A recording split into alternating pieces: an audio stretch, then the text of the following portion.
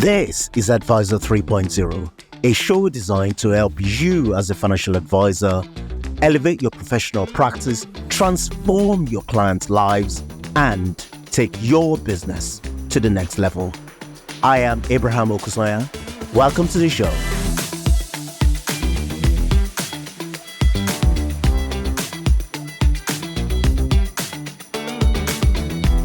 My guest today is someone who believes financial planning should take you far beyond numbers. His firm, Beyond Finance, is on a bold mission to move people from a place of safe, predictable money talk to somewhere more meaningful. And under his leadership since 2015, Beyond Finance hasn't just helped clients create richer lives, but they've committed to giving back a substantive part of their profit to the Beyond Finance Charitable Trust. Andy Hounsell, welcome to the pod. Thanks very much, Abraham. Great to be here. Thank you. Andy, thank you for making the trip to the show. Talk to me a little bit about your journey to financial advice and then to leading Beyond Finance. Yeah, so I started my career very much in sales management, which included recruitment. Very, very hard industry to be in. And then I had a friend who was working for Lloyds Bank, and he said, why don't you join us? Join us at Lloyds. We're looking to recruit people. I said, well, I haven't got any banking experience, don't have any qualifications. He said, that's all good. It's all provided. So I had a conversation with Lloyds and shortly joined them, handed in my notice from a recruitment role, which I was very relieved to be doing. It was a real tough place to be working. So I joined Lloyds, and I know quite a few people can slag off banks from time to time. I found them brilliant. So the training that they gave me to become a financial advisor, residential, a few weeks away here and there and so on, was superb. And within time offered promotion as well with them. And that really started my career in financial advice. So how did you get from Lloyds to Beyond Finance? So I was at a bit of a crossroads with Lloyds, had the opportunity to consider moving down to Poole in Dorset and to nice go down that neck of the woods, which I was really keen on. I love being by the sea. I love anything to do with being out on the water. And I couldn't understand it because my wife didn't have peace about it. And at the same time, my dad got in contact with me. He had recently been to a seminar with his financial advisor, which was County Financial at the time, Peter Green.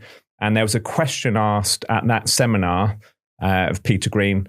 Peter, you're always on about planning for the longer term.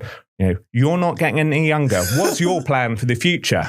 And my dad observed his response as being, I don't really have a plan other than it would be great to work with someone for a few years and pass the business on to them. So my dad rang me out of the blue and said, Andy, I really think you need to have a conversation with Peter Green. So that's incredible. So then you went to work for Peter Green, and he ultimately handed over the business to you. Yeah. So back in 2012, I was 30 years old. At this crossroads, had a conversation with Peter. It was going to be a financial sacrifice for me and the family, going to work with Peter, compared to the opportunities with Lloyds and so on, corporate ladder, all the rest of it. But what Peter was offering was something far more deep and providing a lot more meaning and purpose. The potential for that really excited me. And my wife and I agreed for me to take that leap of faith to join Peter. So she agreed to give up living by the sea in Dorset, a safe, stable career with one of the biggest banks in the country, to work for Peter down the road because she had purpose, or you felt a sense of purpose and meaning. Yeah. I don't understand that. I'm sure many of our listeners will be scratching their heads. Why? Explain that a little bit more. I think it was the potential and the opportunity to really touch lives and impact people from a independent point of view, just the ability to be able to go far and wide rather than one fixed product. But more than that, there was more opportunity to go beyond, excuse the phrase, go beyond the money. Even at that stage, I could see the opportunity there that really appealed. And we could see just an incredible sort of path, the potential for an incredible path ahead of us. So bit the bullet and joined Peter at the beginning of 2013. So you joined 2013. Yeah. You became managing director in 2015. Yeah, that's right. So worked with Peter for a couple of years. He then in 2015, his first grandchild was on the way. So he took the opportunity to move down to Bude, where his daughter was living with his wife, Miriam. And 2015, we had a big celebration, 30-year celebration. And in a marquee, Peter had a physical baton, which he handed me in front of everyone, 180 people or so were there. And he said, Andy, you run on. It's your opportunity now. You run on with this thing. So give us a picture of the business today. The planners, the team, the client. Give us some numbers just to understand where the business is 10 years later. Yeah. So I think probably one of the biggest changes is moving from 2 advisors. It was myself and Simon to now having 5. 2 of those are currently finishing off training, but that's provided a lot more capacity.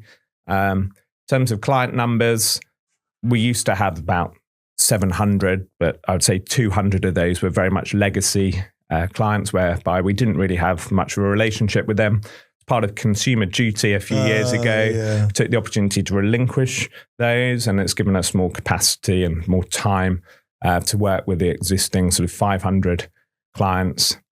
What other numbers would be helpful, Abraham, at this stage? I could ask you a lot more. I know you're a conservative man, but I could ask you about AUM and revenue and that sort of thing, and then we could talk about charity stuff. Yeah. So over to wherever you want to go next. Do you want me to pick up on those? Yeah, please. So AUM is around about 230 to 250 million. We don't really look at that stuff too much. What we do look at is what we can give away, which I appreciate is quite strange for a firm, but rather than looking at what we can earn, we look at what we can contribute towards our charitable trust, and then the rest seems to look after itself.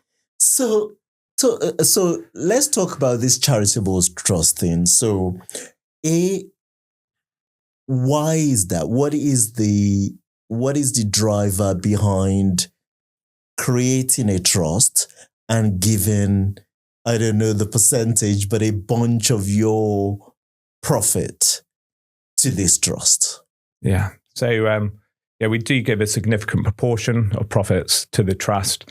It's a core part of who we are. What I haven't touched on is how the business was initially established. So 40 years ago, Peter Green, committed Christian, had the business drop into his lap.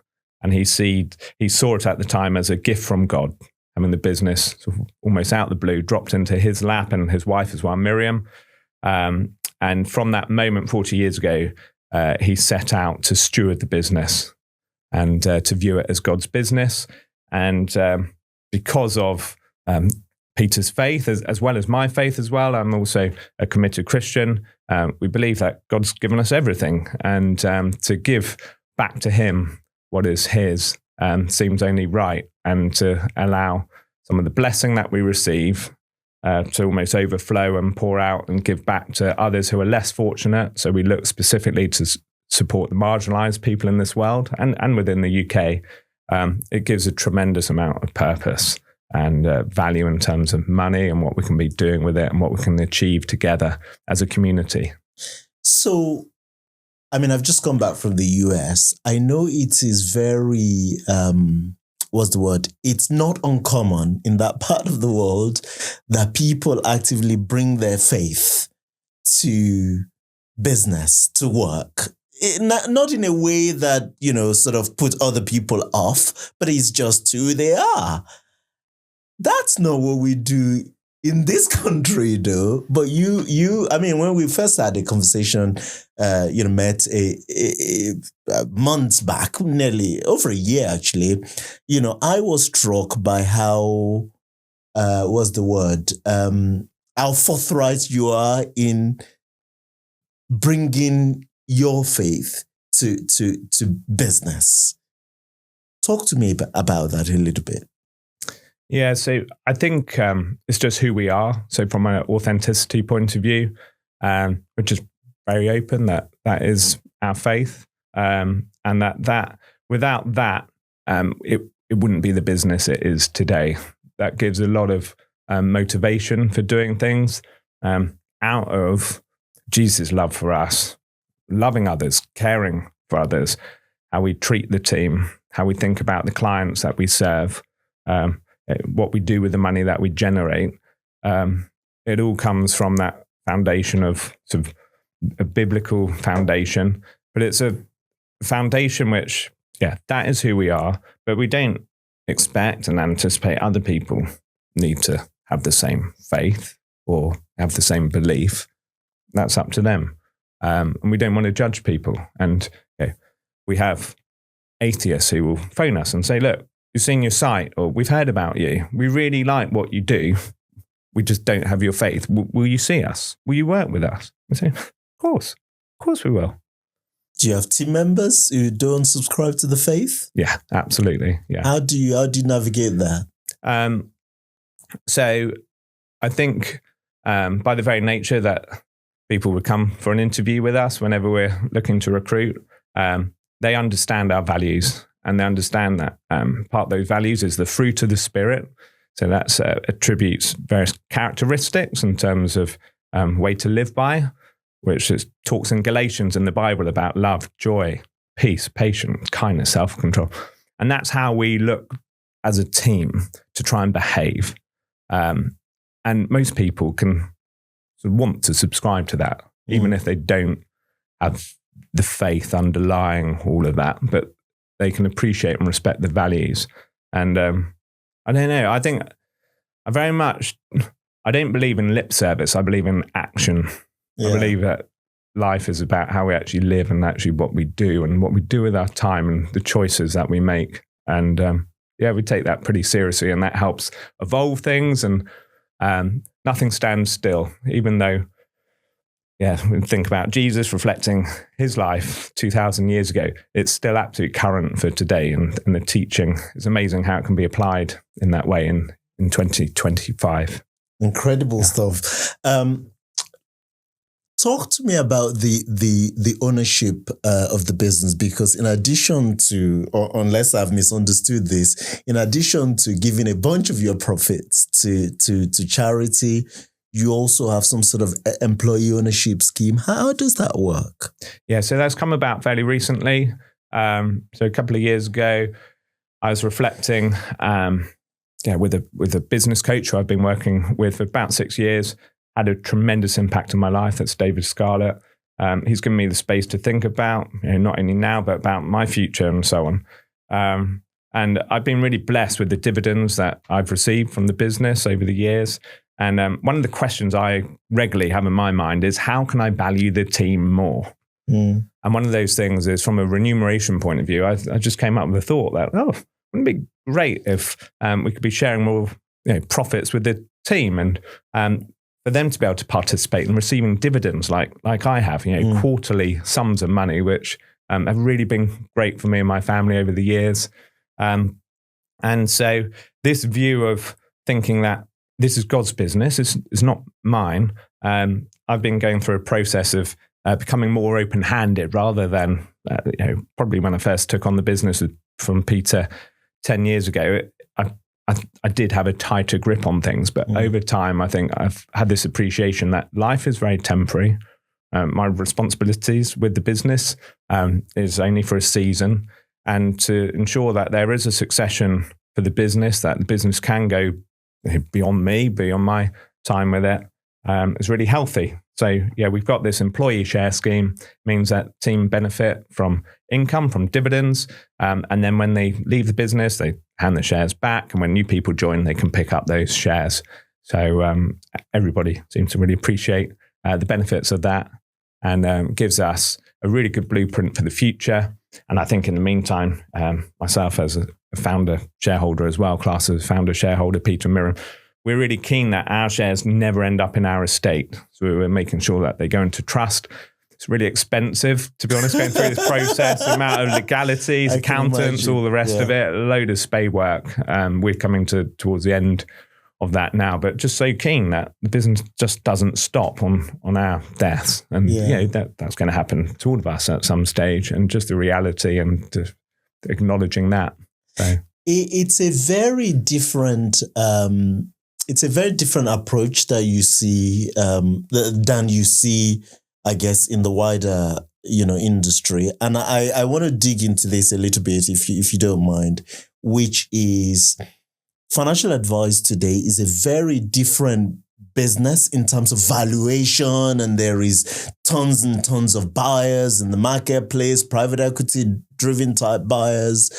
And obviously when Peter handed the business over to you some 10 years ago, was a very different, the business obviously grown, is evolved since then, is far much more valuable from a monetary standpoint. And you're still a spring chicken. You strike me like you're in your 30s. 40s, just for the record. Let's not say. But you're already thinking about succession and what happens to the business beyond you. This is something that I see advisors touching 60, not even starting to think about. Why are you thinking about this, planning this, not only the employee ownership scheme, but putting a trust in place? It's a very different attitude to business than I see. Yeah. So a big catalyst for all of this, I mentioned his name earlier, David Scarlett, involved with Soul Millionaire. I sort of stumbled across working with David 6 years ago. I attended a conference up in London. That was titled Financial Planning, The Power to Change Lives. And at the first coffee break, I sort of pounced on David. I said, David, it'd be really good to have a conversation with you at some point. I was at the stage, so 4 years in of leading the business, and I thought I was doing a good job, which was doing, I'm sure, a fair job, and the business was ticking along nicely and so on. But having that conversation with David, and then sort of working with David, him as my guide, my coach, business coach, over a few years, it just gave the opportunity to actually think far wider rather than potentially just keeping things ticking over, treading water. Something happened in my family's life with my daughter at the time as well, and it just made me think way more seriously about using the time that I have now. And I went through a process, I suppose, going from more of a manager type role to a leader, and learning really what a leader is, and read some cracking books around being a multiplier rather than a accidental diminisher. So a book called Multipliers by Liz Wiseman that was really helpful. And I think just this whole leadership piece and seeing the potential that team has, realizing it's not about me telling them what to do and them not just simply doing a job, but how everybody can have a responsibility to contribute to the business evolving. So, I mean, in some ways, they're really leading me now. They're saying, Andy, yeah, what about this? They're volunteering things. There's that space for them to be able to do that. That's actively encouraged. So, looking back over the last decade of leading the business, building the business, what have you found to be the most difficult, most challenging part of running a financial advice business? To be honest, I think it was going through this period of time whereby I had an opportunity to move almost from a measurement world to a realm of possibility. So it was almost like a light bulb moment in my life where I almost sort of got out the way, really. I got out the way and provided more space for everybody else to contribute. And it was only at that moment then when the business started to really gain momentum, and where then I was in the position to have the courage to take risks. So that for me was a challenge. Just we're doing all right, we're turning a profit. We can be, even at that time, we were making some good contributions to the charitable trust. But I think for me, it was coming to the stage where I was prepared to take risk and to really invest in the business and have professionals alongside us. So Carrie Bendel as a consultant, as a project manager, she really helped us evolve this mindset of, rather than it be my thinking, moving to a whole team being involved with focus groups. We went through sort of a period where we had Carrie speak to 20 clients, have deep conversations with them about what they valued most and things that we could stop doing. And we learned so much, but it made me vulnerable, Abraham. Before working with David, I wouldn't have had the guts. What did they value most, and what did they want you to stop doing? They valued most knowing that we would be there for their nearest and dearest when they are no longer there. So that's one. So that was really helpful for us. What they wanted us to stop doing was corporate speak. They wanted us to stop striving for excellence. They didn't want that language. Not interested. They wanted us to talk to them as family. Fascinating stuff. So looking at the, wider profession, industry, what changes would you most like to see? So within the profession, and yes, what would I most like to see? I think I'd love to see this emphasis on caring for the whole individual, just not just their money, but caring for people as a whole. But someone will push back and say, we're financial planner, we're financial advisors. It's in the title, financial. Do we risk stepping out of the bounds of our professional competence if we start caring for the whole person, as you say? Yeah. So we view the money bit as an absolute must, and that should be done really well. Using the likes of timeline and things to help clients steward their money. That's an absolute given. That to us is like the hygiene factor. Go and take a shower and turn on the water. That should be done. And we want to try and do the best we can in that space. I think it's then taking it beyond the money. And that's why we went through this whole name change 3 years ago to set out our stall a lot clearer about who we are and what we're about. And it's way more than the money. It's about the outcomes in people's lives. It's about wrapping around the families, and not just the family now, but around the future generations to come, and to help those families as well when they sadly will go through death and when they are grieving, and to give the reassurance and the love and support and care people really want.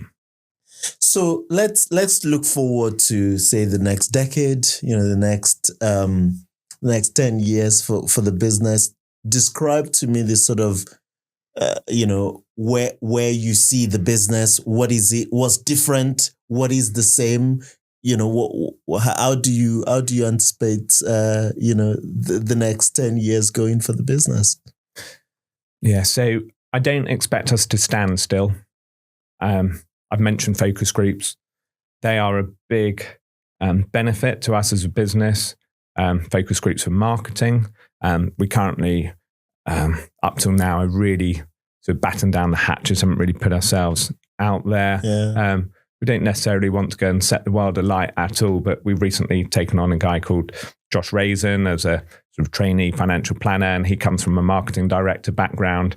For the first time, we're going to have a LinkedIn page, Abraham. So we're really getting in there into 2025, and we're looking at being able to meet the next generation of clients as well.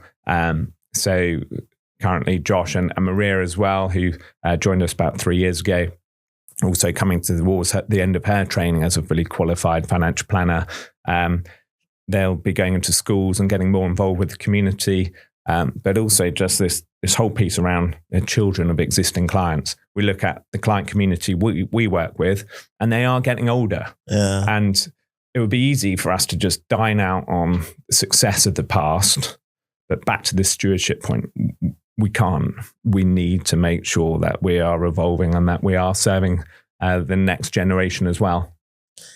And I just wanted to go back to this point about the ownership structure of the firm and setting up a trust and the employee ownership scheme. You're not going anywhere. You're still going to be around for a while to come.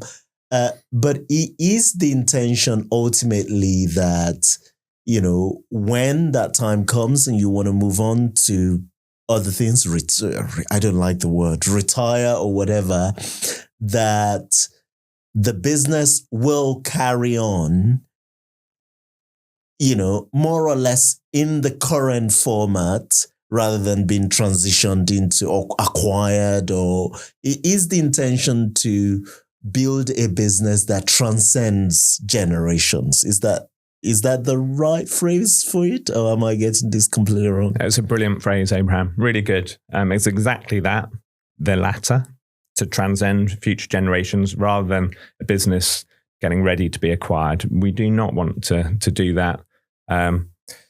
We inform clients of that as well. We say, look, we're here to stick around for the long term. Yeah, not just for your lives, but future generations. So we are open about that. I say the blueprint's in place to ensure that does happen. God willing. Yeah, no one knows what's around the corner in terms of any of our lives and things. But I want to be sticking around. I'm not ready to move on to anything different. I'd love to have more time from a leadership capacity, and also within the profession as well to maybe help other firms who also need to have the courage and the conviction to be able to maybe try something a bit different. Yeah, it takes a lot of courage. I can tell you that just thinking about it. How do you think about growth in the business? Because I feel that especially when you want a business to be multi-generational, you do need the business to grow, to give the people in the business opportunity for career progression, take on a different challenge, all that sort of thing. Keep the team happy and give them a sense that they're progressing in their lives rather than stagnating. Yeah, so I think with growth, we don't have ambitious strategies, Abraham. But I think we're very mindful that life is not cheap. Investing in people is very expensive, but a really worthwhile investment when it's the right talent. And we want to be working with the best people within the team, and people who don't just want to do a job. Again, I make it really clear. If you just want a job, please don't join us. You're coming to the wrong place. You can get that down the road. We want people who are willing to take responsibility for the business and to help it evolve and to help it grow. And so, from a turnover point of view, from a fee perspective, we need to be looking at sort of 5% really a year in terms of growth. And to an extent, some of that will be in God's hands, but we look for wisdom and discernment and decisions that need to be made for the future.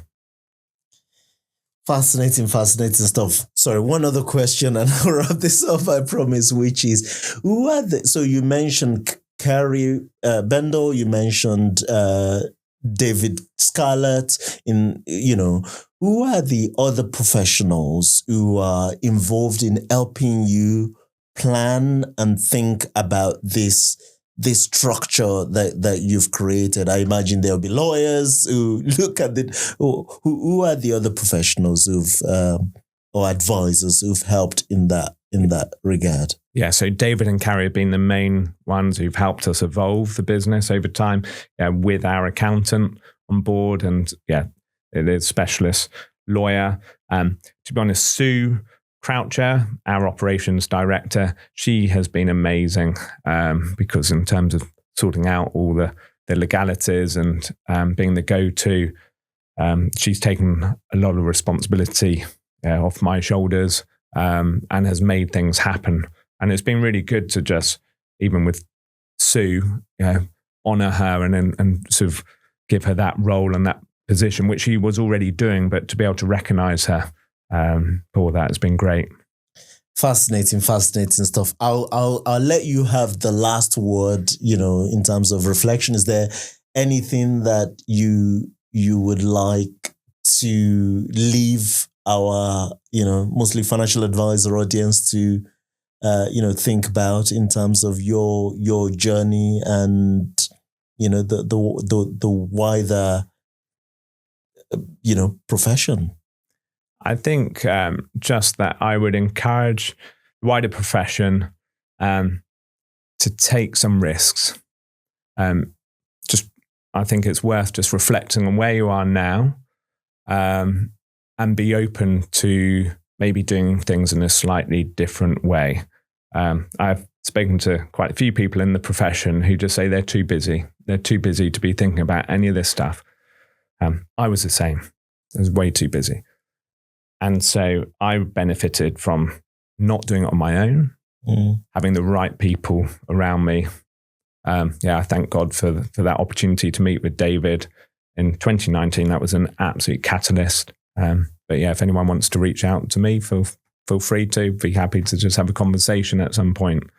But I really appreciate being on this podcast with you. Thanks. No, fascinating stuff. Andy, thank you for your time. Thank you for your honesty, just your forthrightness about the journey you've been on. Thank you for sharing your story. Thank you. Thanks, Abraham.